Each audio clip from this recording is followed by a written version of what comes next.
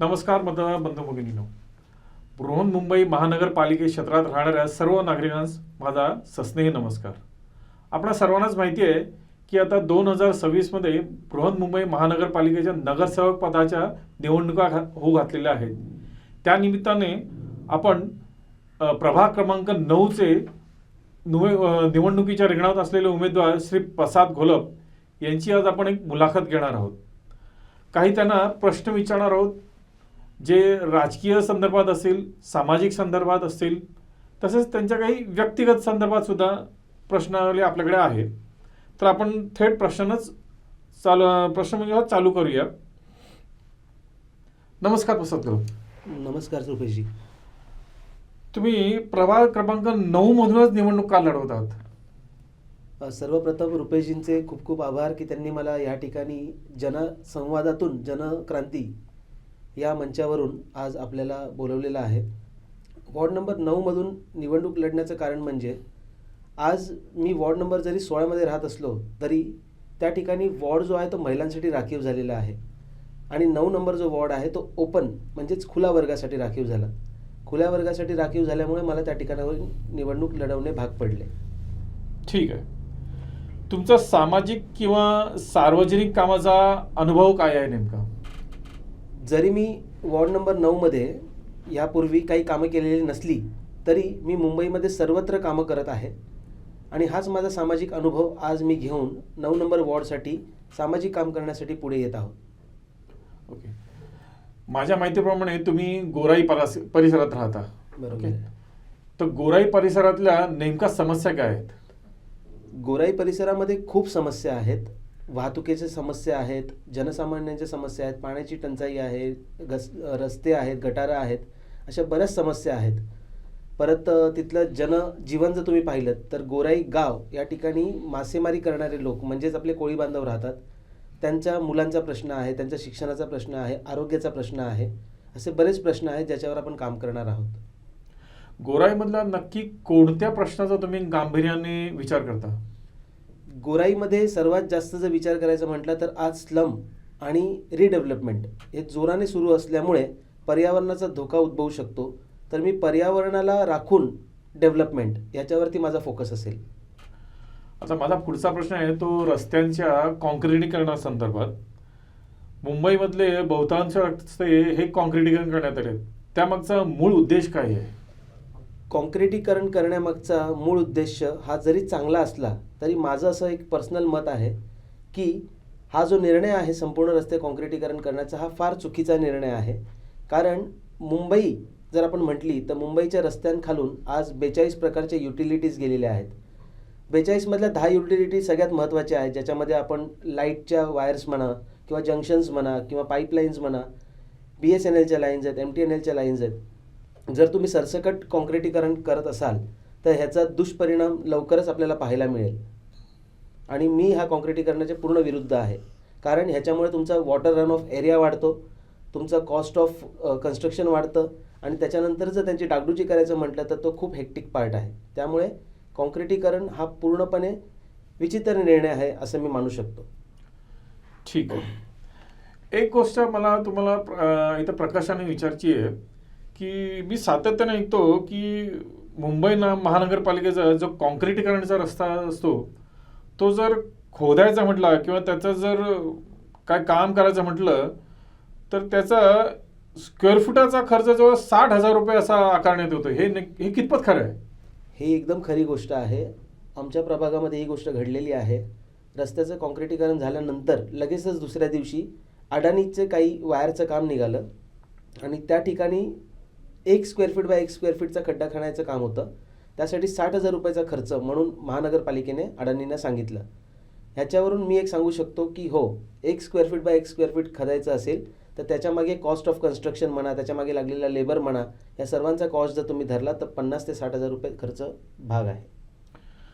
तुमच्याकडे गोराई विभागासाठी त्याचं विकास करण्यासाठी काही एखादा मास्टर प्लॅन किंवा असे काही योजना आहे का? तुम्हाला सांगायला मला आनंद होईल की मी UPSC शिकताना मी पब्लिक ॲडमिनिस्ट्रेशन आणि जनरल ॲडमिनिस्ट्रेशन या दोन्ही गोष्टींचा चांगला अभ्यास केलेला आहे. त्यामुळे मला पब्लिकला काय देता यावं आणि नगरसेवक निधीतूनच नाही तर नगरसेवक बनल्यानंतर इतर प्रत्येक योजना कशा आपल्या नगरापर्यंत आणता याव्या त्याचा माझा पूर्ण अभ्यास झालेला आहे आणि मी नक्कीच त्या माझ्या अभ्यासाचा जनसामान्यांना फायदा होईल याचा प्रयत्न करेन.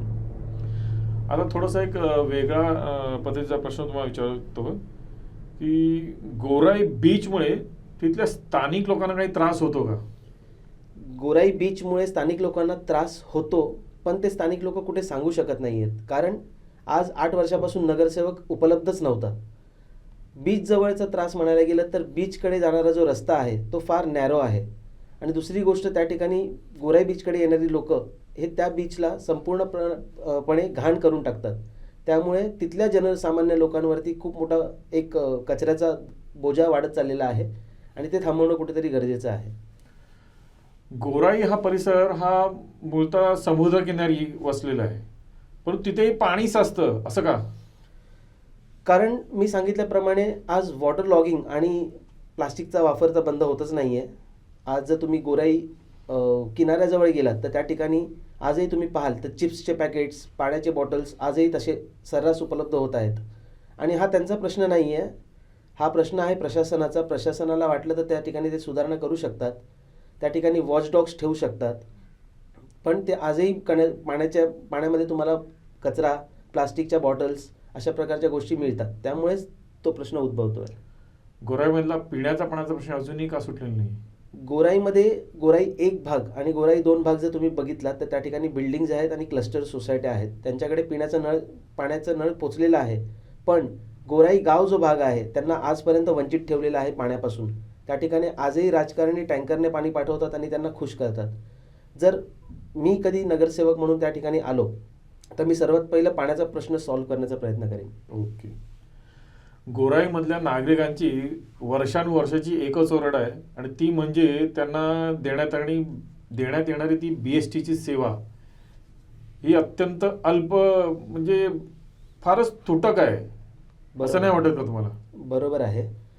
तसंच झालंय. कसं झालंय त्यामध्ये की जो रूट BSTचा ठरवला गेलाय, जर तुम्ही त्याच्याकडे पाहाल तर तो जो रूट आहे तो गोराई 1 मधून येतो.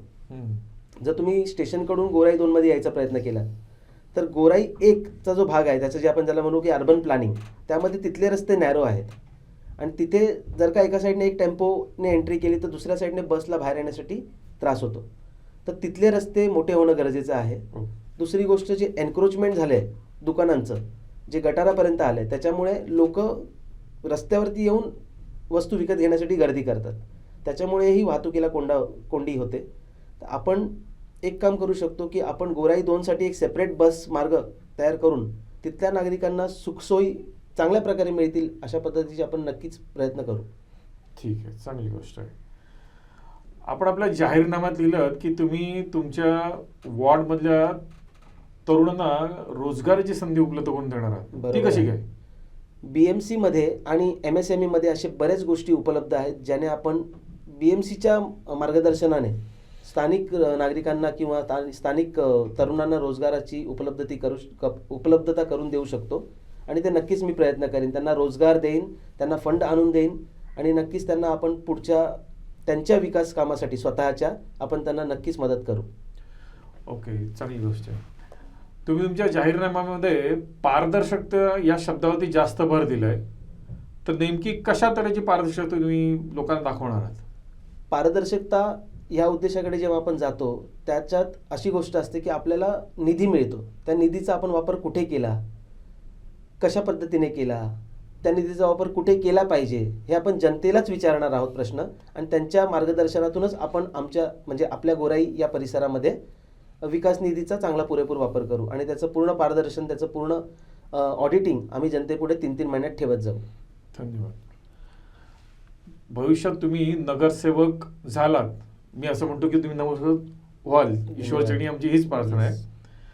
जर तुम्ही झालात तर तुम्ही सर्वप्रथम कुठल्या कामाला महत्त्व किंवा प्राधान्य द्याल? सर्वात प्रथम मी 6 महिने तरी ॲटलिस्ट लोकांचे प्रश्न जाणून घेईन की प्रत्येकाला काय प्रश्न आहेत, प्रत्येकाचे काय अपेक्षा होत्या नगरसेवक पदाकडून, त्या पूर्ण आतापर्यंत झालेल्या आहेत की नाही, त्या अपेक्षांना पहिलं तर पूर्ण करण्यासाठी मी प्रयत्न करेन. जनसंपर्क इतका स्ट्रॉंग करेन की प्रत्येक घरामध्ये मी जाऊन येणं आणि प्रत्येकाचं ऐकणं हे पहिल्या 6 महिन्यात तरी काम मी करेन. ठीक आहे, धन्यवाद. आता शेवटचा प्रश्न विचारतो की प्रभाग क्रमांक 9 मधील सर्व मतं तुम्हालाच का मतं द्यावं? माझी अशी अपेक्षाही नाही की प्रत्येकाने मला मतदान करावं. मी आज तुमच्यासमोर उभा आहे, एक पर्याय म्हणून उभा आहे. मी कोणाकडेही आजपर्यंत मतदान मागण्यासाठी दारामध्ये गेलेलो नाही आणि मी यापुढे कधीही जाणारही नाही. त्याचं कारण एकच आहे की मी तुमच्यासमोर एक पर्याय म्हणून उभा राहू शकतो. मला निवडून द्यायचं की नाही द्यायचं हा पूर्णतः तुमचा प्रश्न आहे. एक शिक्षित पारदर्शक नेतृत्व हवं असेल तर मी नक्कीच तुमच्यासाठी सदैव उपलब्ध राहण्यासाठी तयार आहे. मग त्यात जिंको किंवा हारो, मी सदैव तुमच्यासाठी काम करत राहीन. धन्यवाद प्रसादजी. आज आपण वेळात वेळ काढून आमच्याशी जो संवाद साधलात आणि आपलं जे काही विजन किंवा आपलं जे काही महत्वाकांक्षा जी काही होती या प्रभाग क्रमांक 9च्या वतीने ती आपण आमच्यासमोर मांडली, त्याबद्दल आपले खूप खूप धन्यवाद. खूप खूप तसेच धन्यवाद. या निवडणुकीसाठी सुद्धा आपल्याला खूप खूप शुभेच्छा. खूप खूप धन्यवाद. धन्यवाद. आणि हा जो कार्यक्रम तुम्ही जो घेताय की जनसंपर्कातून जनसंवाद क्रांती, हा खरंच खूप छान आहे आणि नक्कीच अजून लोकांनी या ठिकाणी येऊन रुपेजींसोबत जोडावे आणि अशाच प्रश्नांची उत्तरं जनतेपर्यंत जावीत असा मी म्हणजे माझं असं मत आहे की अशा पद्धतीनेच आपण क्रांती घडवून आणू शकतो. धन्यवाद साहेब. झालंय का व्यवस्थित?